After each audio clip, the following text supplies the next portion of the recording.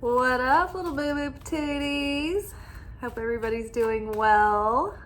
We're here for our weekly romance oracle and tarot reading. I'm excited to see what the week holds in store for our love lives.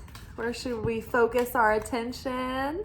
Let's see, just a little fun announcement. You guys that have been here for a while know I've been trying to reach that 1,000 subscriber mark for like 3 years. So we finally reached, we're at like 1,029 last time I looked. So now the goal is to up the public watch hours, which the thing that counts towards public watch hours is video watches, not shorts. So thank you guys for watching my videos. The watch hours are creeping up slowly but surely. So we're getting there. So I'm excited. Okay, so what's this first card out? Past life relationships. Okay, you have known each other before.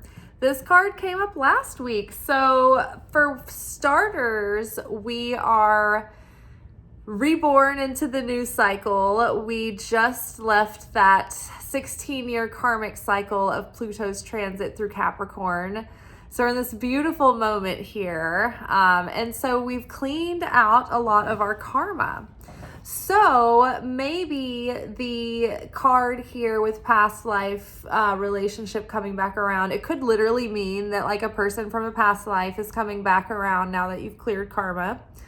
Or like old karmic lessons will come back around, but you won't repeat them. You will like pass the test this time in a new way because you will have a more matured and embodied strength and wisdom and discernment.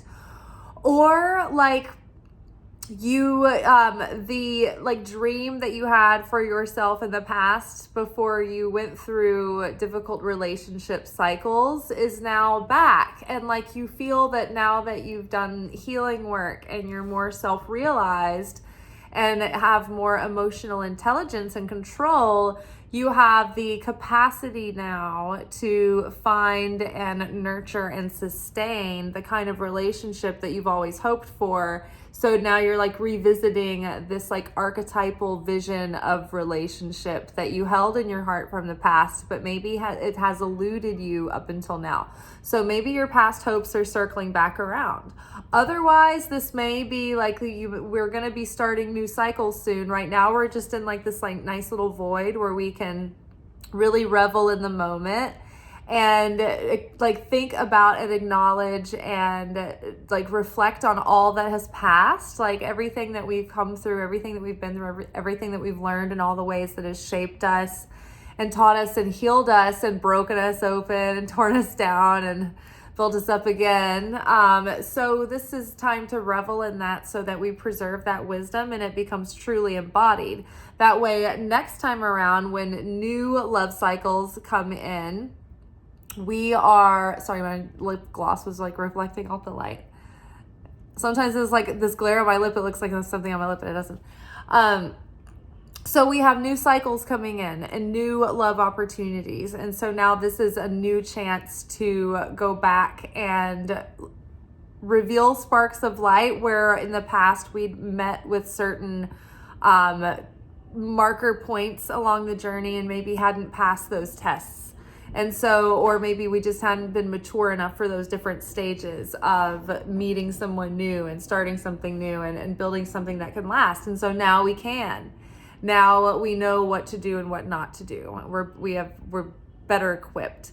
So this is coming back around again. This may not be someone you've ever met in this lifetime. For some it might, but I have a feeling that for most of us going forward, completely brand new things are coming into our lives. We're probably not repeating old things that did not work out before. I mean, there are always those exceptions, to the rule, but they are very, rare and far and few between.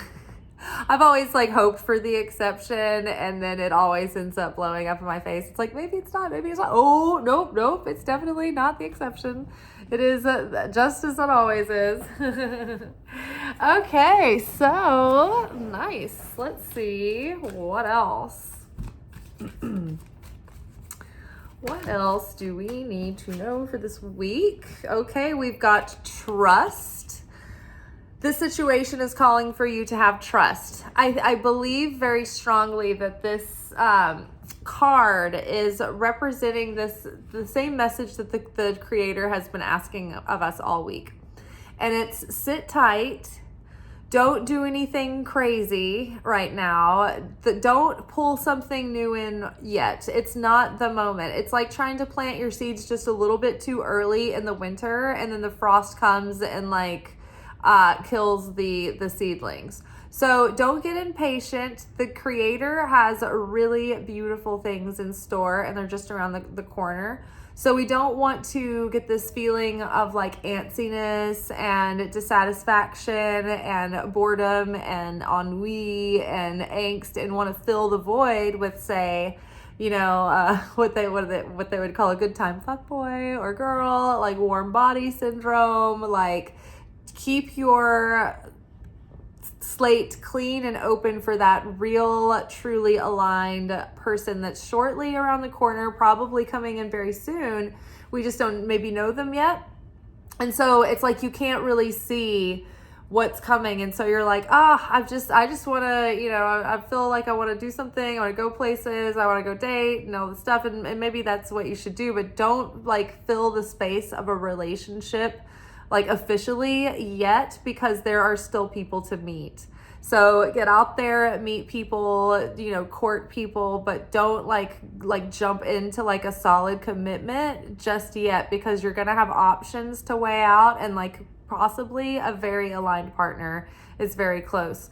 This is true also for like new professional relationships and opportunities for maybe lifelong dreams that you've been working towards. Maybe next level, like next phase of completion, things are going to start coming.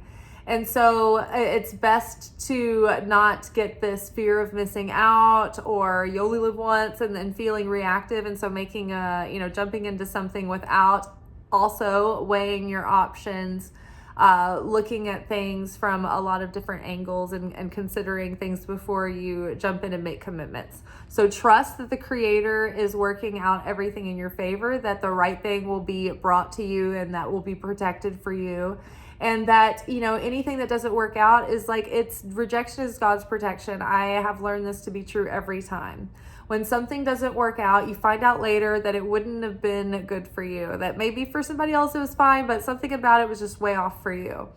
It's like, or if, as it turns out, like the right thing was just around the corner. So don't be afraid if things aren't coming together like you want them to.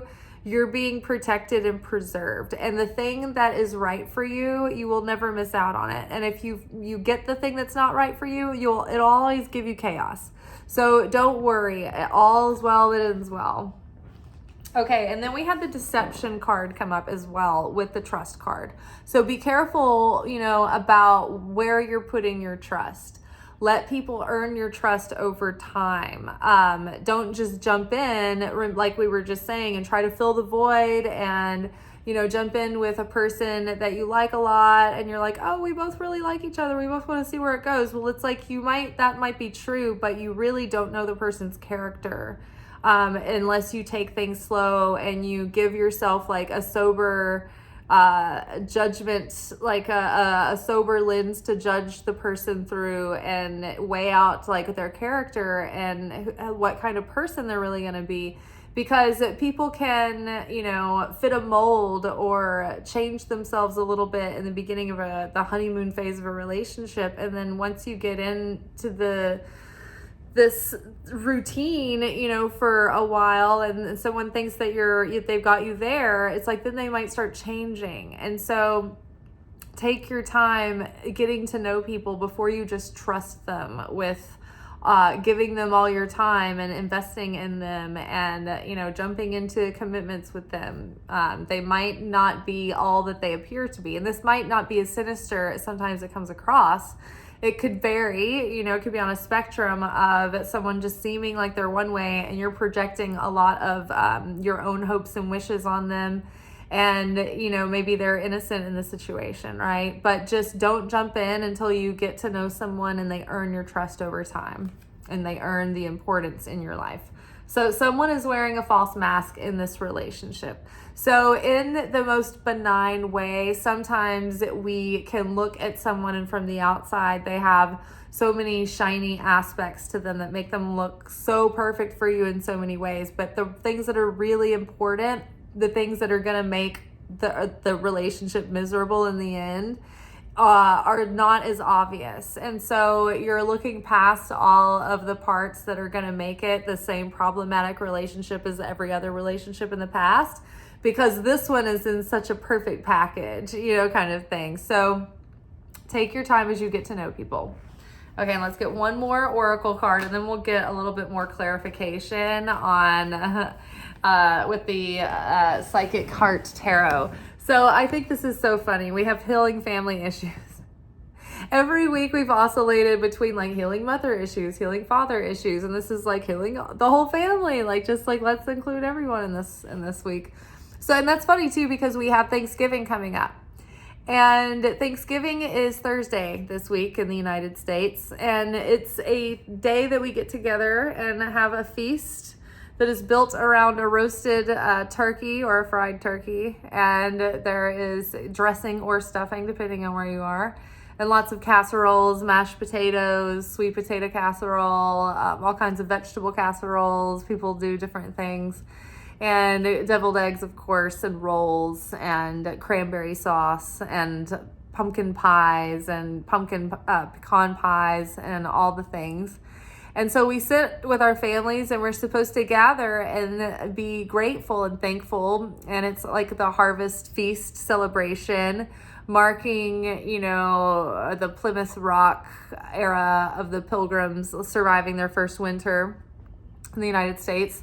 Thanks to the Native Americans' hospitality, and the Pilgrims turned out to be, not, of course, we all know how like gentrification of the United States wasn't, but neither here nor there. We've now shifted our focus on Thanksgiving to gratitude and family and spending time with the people that we love, and, taking this moment to take it all in appreciation and express our gratitude for one another while we feast.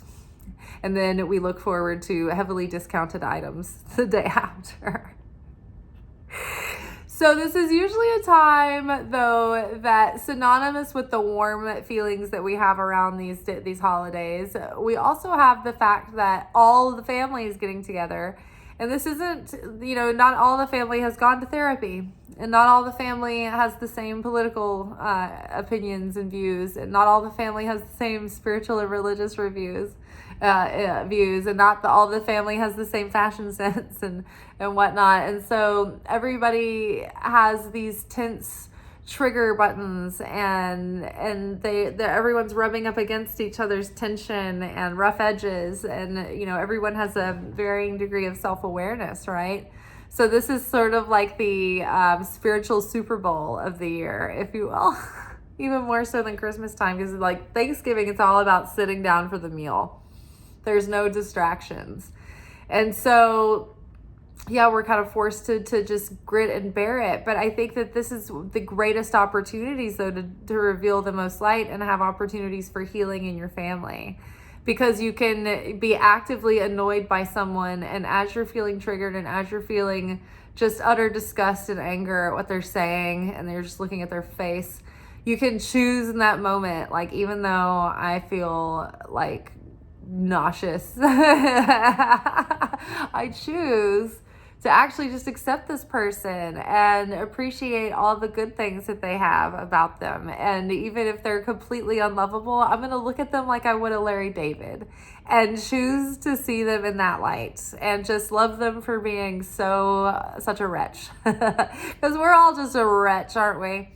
I'm a total wretch. It's hilarious. So, it's when these people are pressing our buttons and offloading and uploading and digging up all these ancient grudges and petty strife and grief and codependency and pain and all of it. That's when the things can be healed, and we can witness the amount of growth that we have done without being too proud of ourselves. Because the moment you get proud of yourself, you're going to be setting yourself up for a big fall and moments to come. So without getting proud of yourself, just see, okay, wow, I can see that even if I might be triggered, I can control my response. And I'm just going to have a good day. We're all going to have a good time together. Can't we just have a good time together? Just like give your mother a good time. Give your grandmothers a good time. Let everybody have a good time and let the healing begin and build bridges, not divide, right? So good tithings we bring. And yes, you will feel amazing on the other side of that Thanksgiving.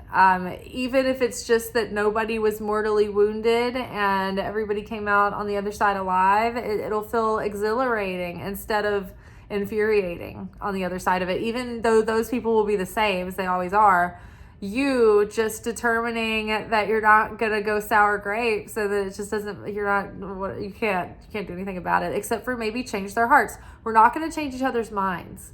What we change is our hearts. And you know how we change each other's hearts? By putting our differences aside and having a good day and a good time together. And then they realize later, like, oh yeah, that person that I'm always judging and criticizing, that weirdo, they actually were really kind, and they were warm, and they were friendly, and they weren't uppity. They had a good time. They were fun. They asked about me. It makes a difference. And so we need to change the way we feel first before we can have any hope at changing someone's mind or consciousness. All right. Healing family issues, your love life benefits as you forgive your parents. And also, I think I've been discovering recently, or I've been getting these downloads, that by healing and forgiving our parents, that we actually can heal the physical ailments that go around the family. The parents' ailments will heal, and those familial genetic ailments can dissipate as well. All right, let's get more insight into past life relationship. Like, why is this coming up so much recently? What's the significance? I don't know. It's Pee-wee. Okay. Ooh, we have control. So what is this in this particular deck? Is sometimes the major arcana are out of order, and then they be a little bit different. So what is control? I think it's strength.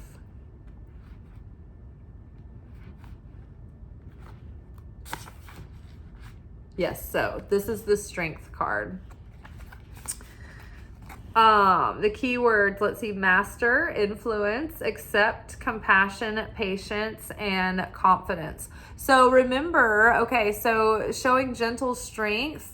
When we are sitting down with the family this week, it's like you can master your influence over one another by showing acceptance, compassion, patience, and confidence, right? Okay, so those are good keywords to think about. But in regards to past life, like, I think we can overcome and get through and break our cycle in the same old pitfalls by also adopting these principles of self-mastery, of gentle persuasion rather than control, right? By like trying to control people, it's manipulative. So it's using manipulation to try to control people to get the results you want, and it's inauthentic. And it causes all kinds of like toxic relationship patterns to play out. And so in order to get past those old relationship patterns that just circle into like anxious and avoidant attachment styles and all of those things and enmeshment, we have to really become self-aware and accept that people have their differences, and and appreciate everyone's own uniqueness. And also knowing that you won't push someone, like no one is changed by force or by aggression or by like showing like being pushy. It's more like leading gently by leading back and leading by example. When someone smells something beautiful and aromatic and delicious, they want to follow that smell and find out, what is that? What's leaving this wonderful aroma in the air? And they want to follow it to the source, right? So that is alluring, and it brings people to someone, and they don't have to go out and be pushy, right? The Bible talks about, if you are trying to deliver the good news in such a way that is forceful, and it's not you're not speaking to receptive vessels, then it just comes off as the clanging of gongs, right? But and hammering of knells, Bible beating people, right? But rather we want to move through a space and leave it with lingering beautiful smells in the air that leave people wanting to go back and explore it deeper and get a little bit more of it, and it leaves people going back on their own, right? Coming back to the source of this beauty. All right. Trust. Let's see, what more do we need to know about trust? Rest and recover. So this is 9 of Wands. This is the breaking patterns card. So again, by being strong, by being patient, by not forcing life to bring you a person when you're just because you're ready, but by waiting for the right person, and being your true self and being your authentic self, and not trying to force something to work, and, try to do all the right things and play all the right games and make all the right moves and do everything just right to make someone like you. It's like, instead, be your true authentic self. Just rest, relax. And it's like, this is like rest, and give it a rest, reconsider, but we're breaking through those old patterns. So instead of jumping right into something and reacting really fast and jumping to conclusions and being reactive, like maybe your reactivity is going back to someone is bad for you. Maybe it's getting jealous and then getting suspicious and then saying something about it and being confrontational, and actually there was nothing to it. It's just your imagination. So it like starts conflict, right? So pause when you're being triggered. Pause. Rest. Give it a rest. Reconsider. Why is this in my movie? Is this my old pattern coming up, and why? Is there anything material here? Am I just assuming and fearful that it's going to be like it was in the past? Is this individual like those others in the past, or are they genuinely different? Or am I lying to myself thinking that they're different when they're not? Or is this legitimately a different example of a person? Or is this the same thing happening in the past? And, I need to pay attention to the red flags and move on and keep the space open for someone else, right? So give yourself time to consider what is happening before you act. And that way you can feel your trigger. You can remember, okay, this is my default response. Usually I'm going to try to do a workaround here and not do that again. Which one thing is not jumping in too fast to just give someone your trust blindly, but sitting back and considering and getting to know them. That's how you're going to break that pattern. Okay, now deception. Let's get more insight on deception. Okay, we have 7 of Pentacles reverse. So 7 of Pentacles upright. You know what? Let's refer to Eileen Conley's book for sure, because a lot of times the reverse cards are not what we think that they would be. I do believe that I feel like 7 of Pentacles reverse has to do with like not rushing a situation, like things are improving, but you don't want to get impatient at the last minute and then try to make something happen just because you want it to happen, and then it doesn't go the way you want. Let me see here. Let's see what it says. Okay, 7 of Pentacles reverse. Anxiety and depression, possibly relating to finances. Anxious thoughts create depression. Learn all you can from this lesson. Feeling somewhat sorry for yourself and unable to carry on with a project. Impatience could ruin everything, so don't make any rash decisions on business ventures. Before you go ahead, think carefully, is this what you really want? So before you rush into something, right, because you're impatient and you're dissatisfied, look at someone. Is this really what you want?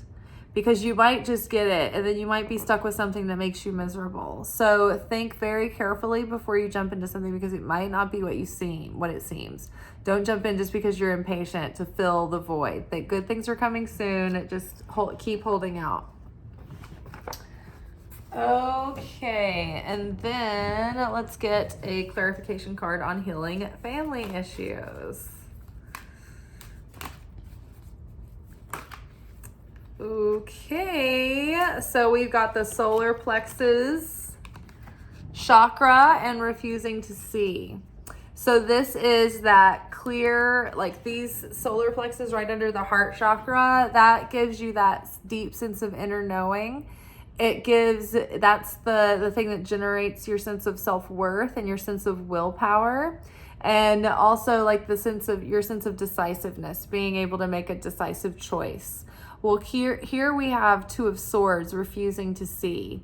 So the healing family issues is going to give us so much more confidence and clarity, and we're going to be able to see things that we were refusing to see before, because we don't have that same void that we're trying to fill because of the wound that we were trying to get, the love that like we weren't getting from our parents.